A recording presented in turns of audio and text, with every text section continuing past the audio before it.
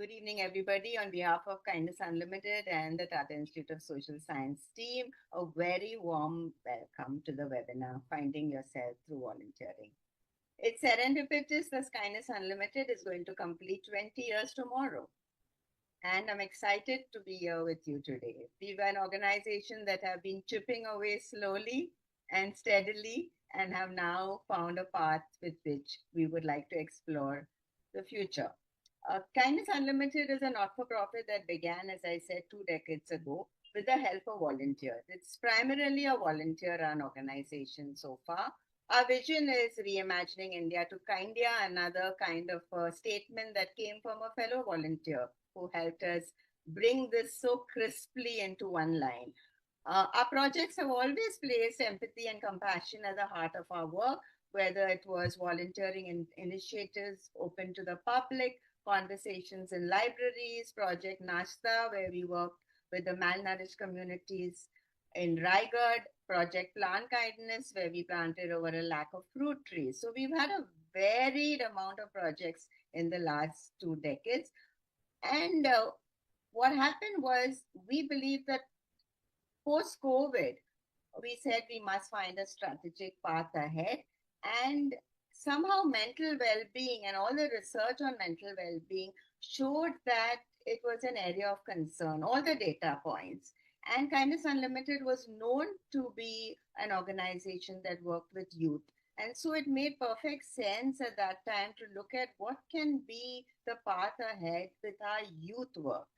Um, so, with artificial intelligence coming in a big way and shaping the future of humanity and society at large, we felt our work would be more and more relevant. The national education policy has fortunately been shining the light on volunteering, and I think that's going to make it easier for all of us who want to continue working with youth, who obviously are going to be the future of this country.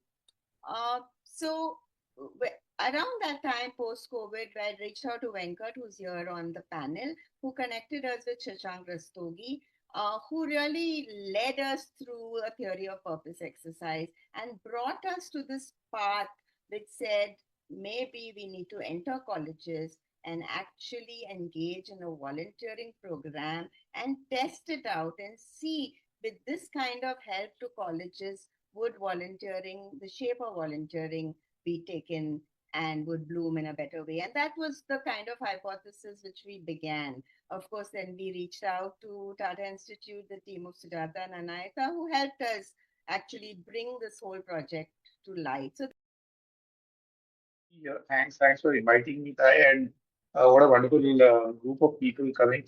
And before I even get started, I'll actually just share this down memory lane thing that happened just now when you mentioned Mr. Ernst Fernandez is here. This was 1989 when I was in college. A group of us young people had got together and just set up a Rotaract club in the college. It was an opportunity for us to do different kinds of things. We used to do a lot of work in the community as well, but more importantly, a lot of stuff for the student-owned development within the company. One such thing that we did is we put together a career guidance fair. Now, way back in the 80s, it was not at all common to have career guidance fairs in colleges. Parents used to think that if you're not becoming an engineer or a doctor, then you're a waste, right? And just to get people the exposure to the fact that there are careers beyond these two. So everybody would try only to make it one of these two. And then if you couldn't, and then you signed up for a BA or a BCom or a BSc, then your life was over practically. So we said, let's get people to see these other opportunities that are there in front of them. And we came up with a list of professions. So we got somebody, an Air Force pilot, to come and talk about careers in the forces. We got somebody to come and talk about careers in psychology and other professions in art and so on. And we wanted to try and get somebody from the business marketing space to come and talk about it as well. And somehow we found a connect to Mr. Fernandez. I still remember that we went down to Sivri, which is where the Townco offices used to be in those days, and met him.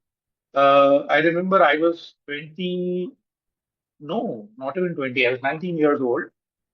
shivering in my clothes, not sure how the general manager of such a large company would react when a small child goes to meet him and asks him to come for an event on his own. And he was very, very kind and he came. And I think his session was a really huge hit.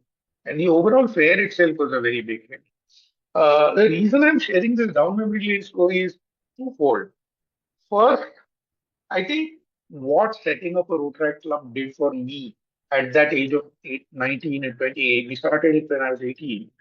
Uh, I have said this many times before. I think I learned more about leadership, about working with people, about gaining confidence in yourself, about belief, about trying to do good, etc. From that hands-on experience than we learn definitely much more from that experience than from going to IIM Ahmedabad or going to other places and doing whatever else that I did.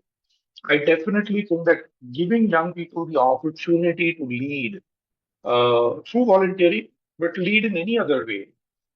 When we were running the club, I don't think we thought of it even as volunteering. We just thought of it as a way to do something interesting and fun that's good for the community. Uh, so I think helping build those kind of soft skills, building your leadership traits, and maybe there is some resume value for it also. I remember that in my interview for IIM Ahmedabad selection, the professor grilled me a lot on just two things. One was statistics, and the other was my road track club experience. And that played a very important role in my getting selected into IIM. Maybe I wouldn't have got through, and God knows I would have been somewhere else in life without that experience.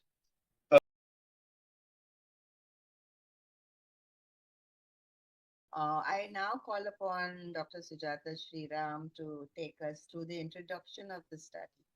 Yes, over to you. Thanks so much, Nirmala, and thank you also, Venkat, for a lot of the things that you said, because I think uh, a lot of what you have said also resonates with the kind of findings that we have, especially related with the importance of the peer group for our participants, research participants as well. So I would also like to introduce my colleague Anahita, who is here on this call. Anahita, maybe you can have the spotlight on Anahita as well, because she's an important part of this study. And Anahita, if you could also start sharing screen. So I'll just like to tell you about the initial part, which actually Venkat has also already mentioned a little bit about. In fact, this whole thing about why volunteering becomes important. And yeah, you need to put it on full screen. Yeah, thanks. So this is actually a study that we did to look at how volunteering impacted kindness and mental health. This was spearheaded by it started, the idea came from Kindness Unlimited from Nirmala, and she came to us and asked about whether we could do a study to look at the relationship between volunteering and mental health. And to which Anahita and I said yes. So we planned the study accordingly. So it was we'll tell you more about the methods a little later, but just maybe go to the next slide, Anahita. So again, this is, we all know what volunteering is, but this slide just emphasizes the fact that volunteering has been linked with social integration, improved mental health, and a stronger sense of purpose. All of these three things were important. These were things that we needed to determine. Now, internationally, there's been a lot more focus on youth volunteering as compared to what we have in India. And some of this, again, I would say, we when we look at initiatives that come from the new education policy, we realize the fact that it is necessary to talk about community engagement and bring the focus on community engagement in university life. So because at present, though there is NSS that is there in most colleges, and I know there's DLLE, lifelong learning, that is there in Andrews, but is there something that can be brought about which is much more focused?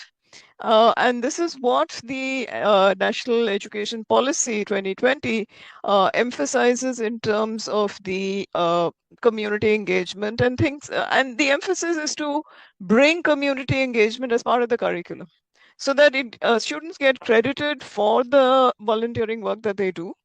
And this is again something that will then be reflected on themselves and again in terms of becoming better citizens. So it was with that in mind that this study got planned. And KU was actually fundamental in introducing the two colleges that took part in the study. Nirmala, could you tell us about the two colleges a little bit more and why the two colleges were identified? Why and how, actually? Yeah, so thank you, Sujata. So when you're actually doing a research in campus, there's a lot of trust that's involved. And very often the people in that college needs to possibly know the organization, its background, its intent. And with that, we thought we'd go to colleges that we kind of know. Sapphire College is my college. I passed off from Sapphire's. And St. Andrews was a college that I'd already been working with. And to us, they were colleges that were already value based. And through our work with both of them, we realized that there was a shared value between our philosophy and theirs. And being a research project, we said we needed that commitment from a college who will keep to what we were requesting. And the main request, besides the volunteering, was to allow reflection sessions. And reflection sessions meant that we had outside faculty coming in, we needed the rooms, and we needed the questionnaires, and the whole diligence of a research. And that was the very reason that both of them were shortlisted. We started with four colleges who were invited. When we actually shared about our research, I remember Shashank, who was helping us with the strategy, was present. And out of that, two of them said yes to all the requirements. And so we would always be grateful because we were so much a part of the college in the last entire year. Thank you for asking. Thanks so much for bringing that out, Nirmala, because I think the participation of both these colleges was integral to the success of the project. The participation of the two colleges, when I say participation, it's not just the student volunteers who took part, but also the other support, faculty who were there, the principals of the colleges, the lecturers, also, I'd say the technicians who manage the sound systems and the canteens. I think all of these were important. Security people, I think all of these were important in terms of ensuring the success of the project. So I'll also say a little bit of who we are. Anahita and I are both from the School of Human Ecology. Yes, Anahita, as far as I'm concerned, you're still with the School of Human Ecology. You are an alum after all.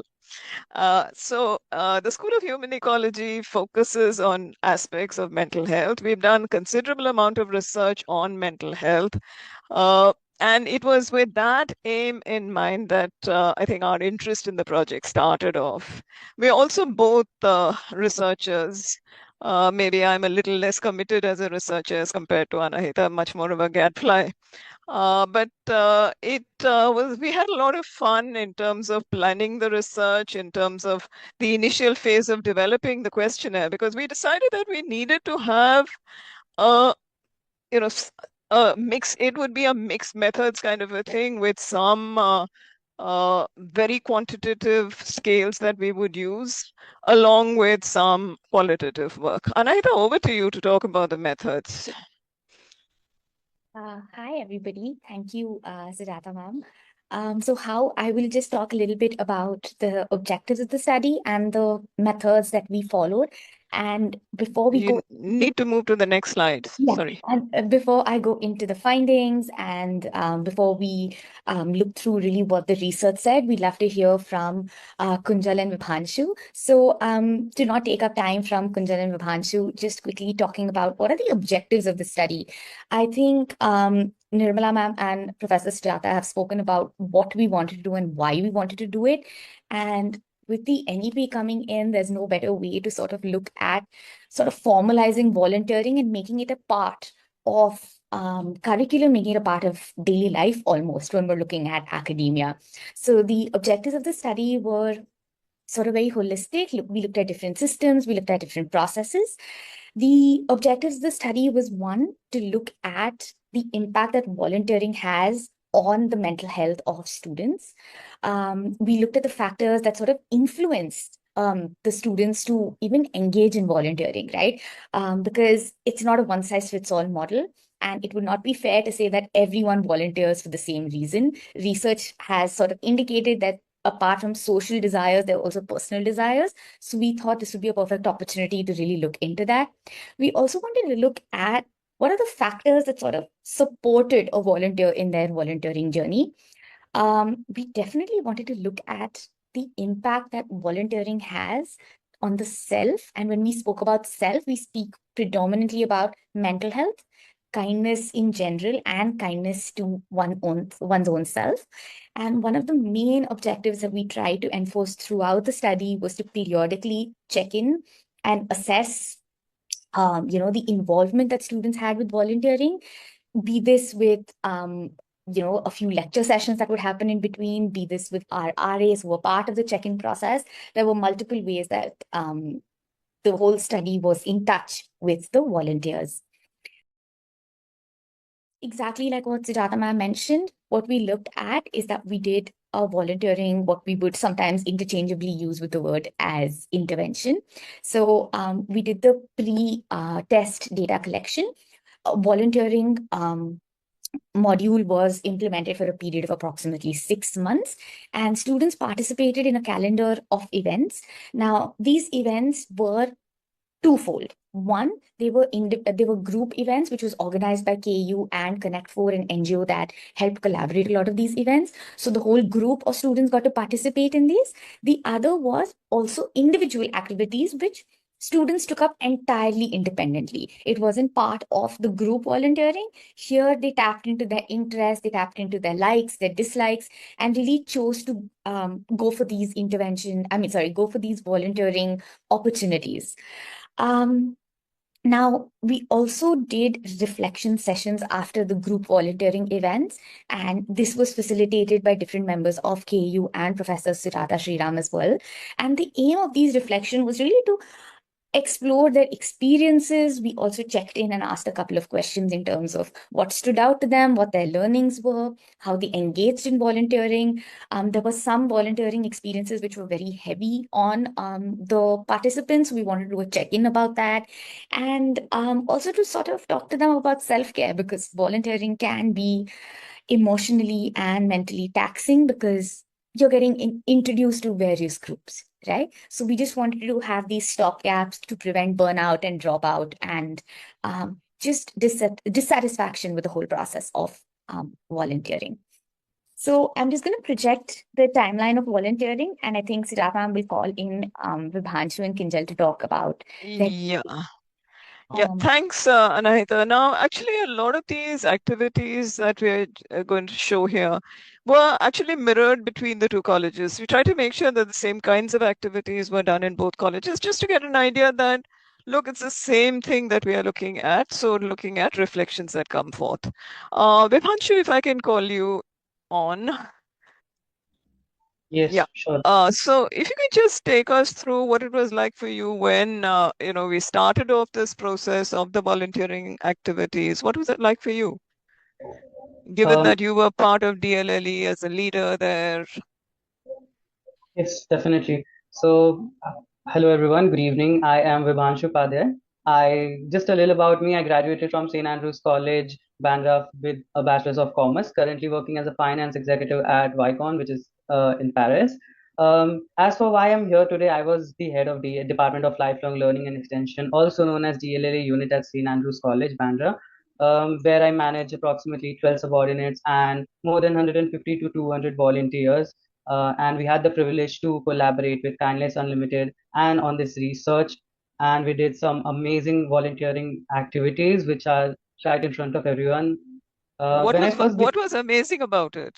I mean, there's not one specific thing. I mean, everything about it, even the burnout phases, the fun that we had, the volunteering initiative that we took, the from planning to execution, everything was just so overwhelming, so amazing. I'm just gonna share it more in my whatever I've prepared. When I first became the head of DLLE, I thought everything would be flowers and daisies, but it turned out to be the most intense and fulfilling leadership journey that I've had.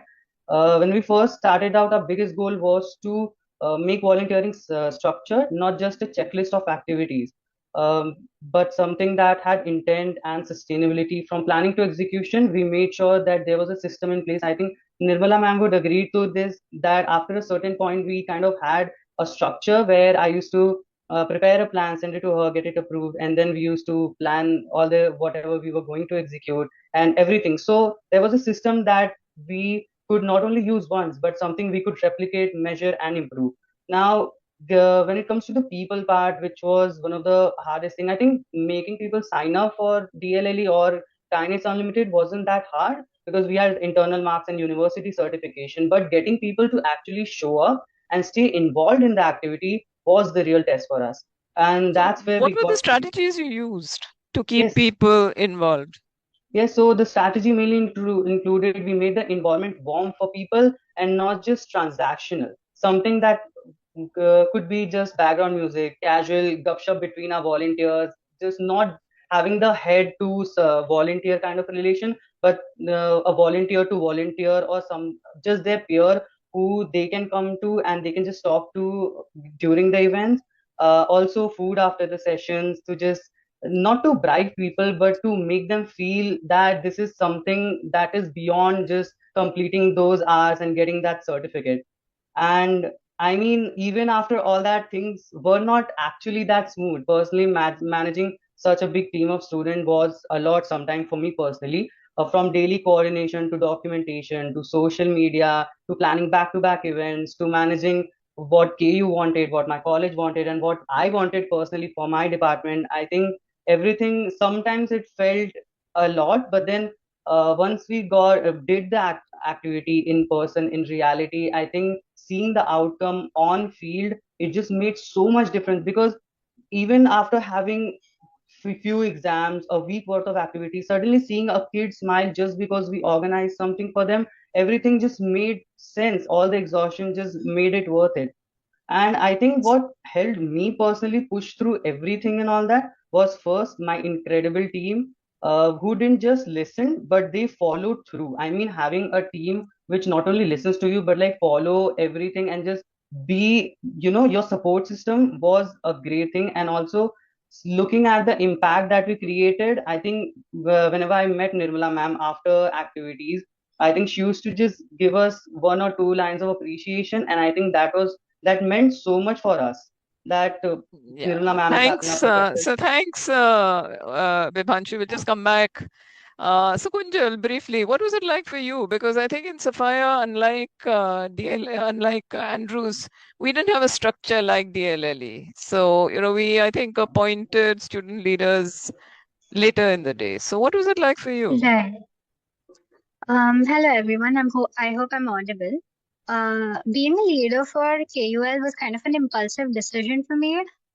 Thanks to Andrews, I think Nirmala ma'am understood the importance, or she gauged the importance of having a structure or having leaders or students who would talk to other students and encourage them and motivate them to participate in the volunteering activities.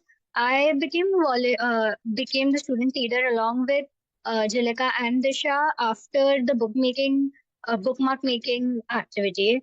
And my first event that we managed was the Sandal Seva initiative. Um, I think as a leader, this was one of the most amazing journeys that I have had. And that is because of how appreciative Nirmala ma'am was.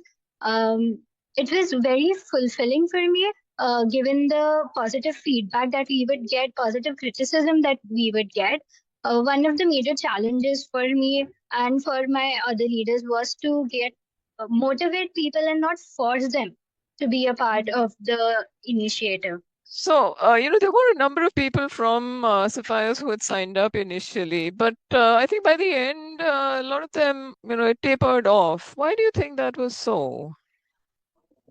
A lot of that was because of that all the students belong to different departments, and each department had different needs of the community engagement program as that they had to do.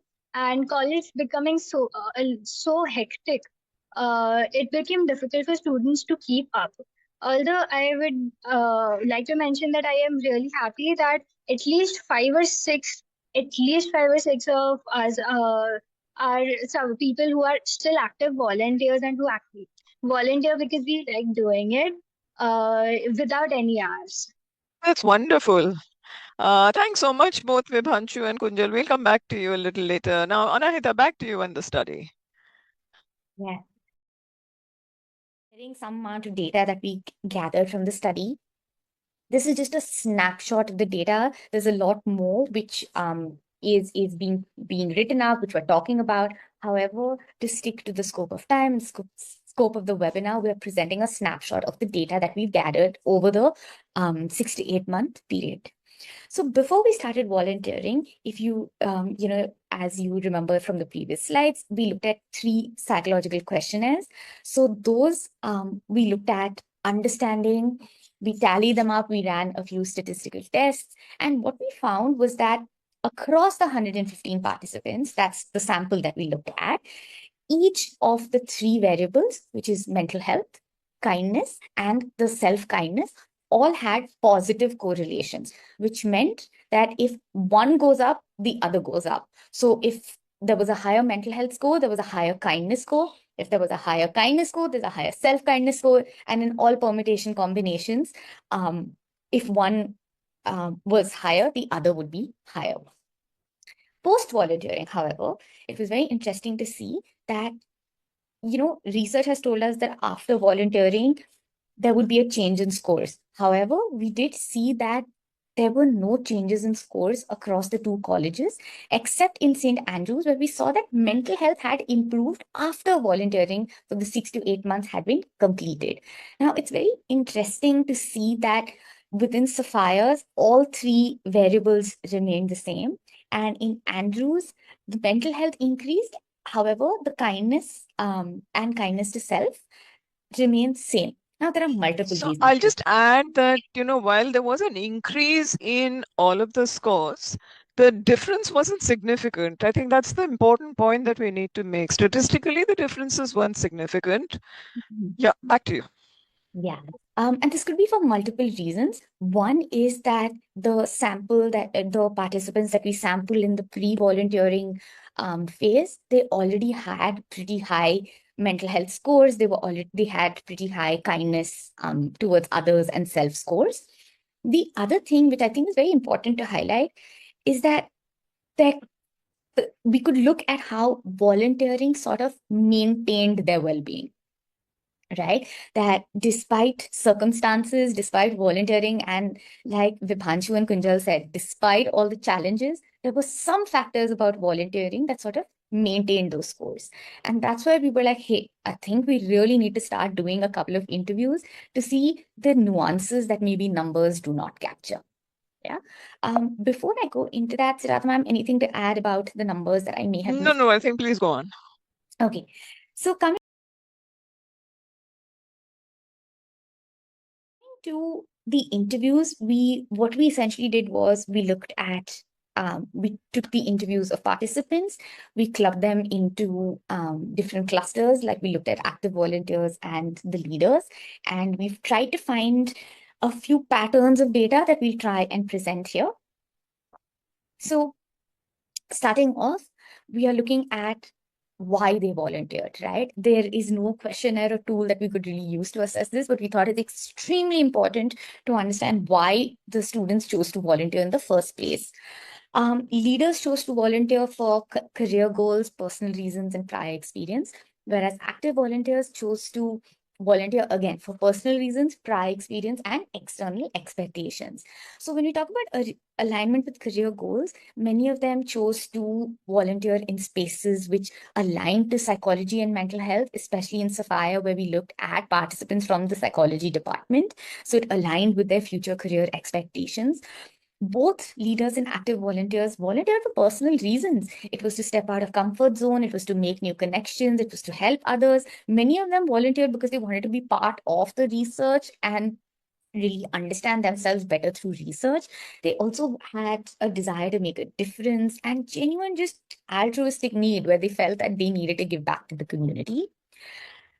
prior experience, it's very, very interesting that those, with the leaders and active volunteers, something that motivated them to join this module of volunteering was prior experience. In fact, through our quantitative data, we found that those participants who had what is known as socially useful productive work, I think many of us may have had that in our 10th grade to 12th grade. It is part of, I think, ICSE, ISE curriculum. No, even CBSE has it in their curriculum, Oh, at least till 10th standard. yeah, so those participants who sort of had that prior experience were way more interested and motivated to volunteer. And we found that the participants who did have this SUPW component on the statistical front, they had higher mental health and kindness scores as well. There was, of course, external expectations that did most certainly play a role, wherein with NEP coming in with its credit system, that definitely influenced their decision. And of course, FOMO, which is the fear of missing out. So there was a lot of some use the word pressure, some use the word, like, hey, our friends were doing it, so we wanted to do it. There was a shared sense of that camaraderie that motivated them to sort of engage in volunteering. Now, the effect that volunteering has, right? Now, while we do have the psychological questionnaires that tell us what the effect was, that doesn't that doesn't even remotely capture a lot of what the participants had shared. And it's very interesting to see what effects the participants felt that volunteering had on them and their sense of self. So for leaders, something that came up was personal growth, emotional and psych well-being, and positive social impact and change, interpersonal changes. For active volunteers, it was similar. It was emotional and psychological well-being, positive social impact, and changes in routine and lifestyle. So for what we mean by personal growth is that many of the participants shared that it sort of helped them be more grateful. It helped them sort of go into the phase of self-reflection, introspect about their processes. They also developed a lot of like skills, some of them in the interviews and in the check-ins that we did, they shared about how they made new friends or they spoke to people or really stepped out of that comfort zone that they called it. There was emotional and psychological well-being, which both active volunteers and leaders shared. They said that they are able to manage their emotions better. The check-in activities help them come up with self-reflection, or what we call as reflexive practices like journaling. A lot of them said that they had certain social skills they really wanted to practice, which was going up to strangers and talking to them. So this really helped them with that. It also helped them develop empathy and kindness to a different and vast set of people in society. Something else that leaders and active volunteers spoke about was positive social impact and interpersonal changes, where they formed new friendships, where they improved their confidence, they were able to go out and socialize. They felt that they were making a change. And this is very, very similar to what Mr. Venkat was talking about, that it was the dedication that they that rewarded itself, right? They found themselves with the selfless acts that they were engaging in caused a lot of fulfillment and made them feel like they were serving a cause. Changes in routine and lifestyle, active volunteers spoke more about this. The reason for this could be that leaders already have additional responsibilities in terms of coordination and a lot of extracurricular work. Whereas for active volunteers, they were not leaders. So volunteering added that additional layer of changes in routine and lifestyle. So for them, it was a lot more independence, a lot more moving around, a lot of parental negotiation that happened here, where they convinced their parents to let them go to the far ends of Bombay to engage in a lot of volunteering activities. And it was a lot of reclaiming the space that they wanted to utilize or take part in, right? It's very important that over here, the effect on participants was also shared by those who were non-active volunteers, because even though they may have come for 2 to 3 volunteering sessions and they dropped out for personal reasons, they dropped out because the changes in routine and lifestyle became very hard to sort of keep up with, they still mention a positive effect from volunteering. It was just a few logistical and systemic factors that didn't allow them to really continue with volunteering. It helped them. So while we looked at effect on participants, which was very personal and interpersonal, there was a lot more in terms of a broader social schematic, a lot of insight that they got into the various systems in society. They were more insightful into the different realities of people living within their social spaces, because I think one of the experiences that really stayed with them and they unanimously shared that it helped them build a lot of perspective was when they volunteered with the old age home. I think those were conversations that were very heavy, but it helped them understand different realities.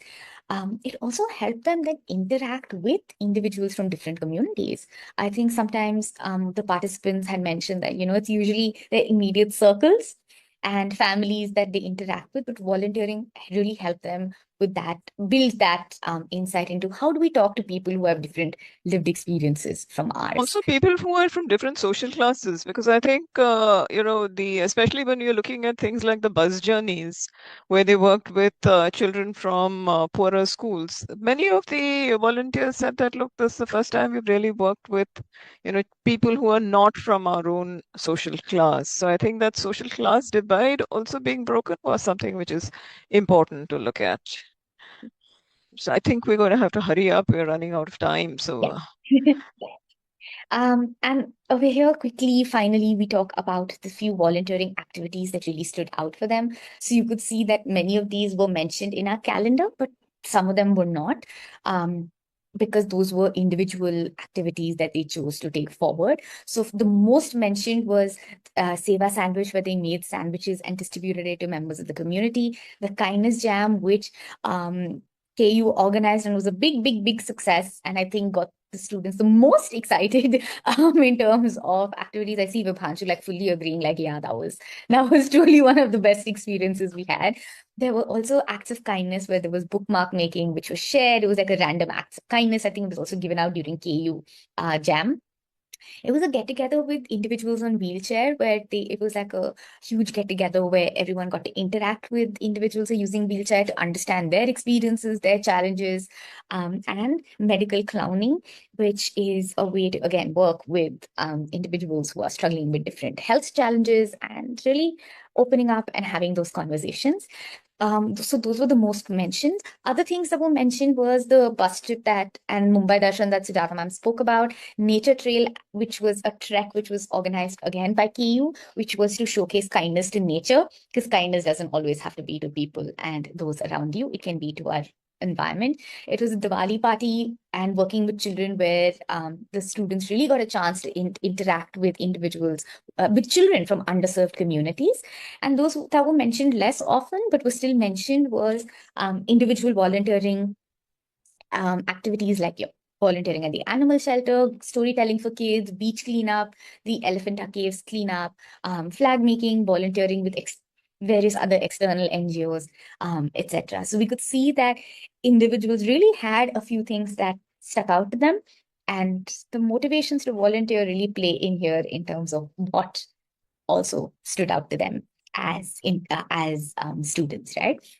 So quickly, I'll just summarize the key conclusions, which is volunteering does have a positive impact on student well-being. Motivations to volunteer don't have to be selfish all the time. It's sometimes just very, very internal and altruistic. Peer and family did play a role where peers sort of motivated you to volunteer and gave you that support, like both Vibhanshu and Kunjal just shared. There was a personal and emotional shift that each of the participants mentioned, be it from confidence to empathy to social skills to even appreciation and gratitude for their own lived experiences. It broadened their worldviews at a greater level. There was a lot of exposure to different inequities, inequalities. There was a lot of personal growth and discovery that each of these students went through. The qualitative insights, which I won't repeat because we just spoke about it in the previous few slides, and challenges matter. I think since the whole idea of this study was to pilot a program like this, we now know that time plays a role. Organizational support plays a role. There is the emotional fatigue, there is the burnout, but the reflection sessions, the check-ins, the peer support all came into how to overcome these challenges. We have to also acknowledge the implications that a structure like this will have for institutions. where we talk about structured volunteering programs so that this can overcome the barriers and sustain the mental health and well-being that our study found as well. It can be allied with the NEP, so it is tackling multiple things in one go. And also we really want to push for student-led coordination models, because it is students like Kunjal and Vibhanshu who were out there doing the coordination, finding that balance, that really helped push the study to the point and push volunteering to the point that it was. Thank you.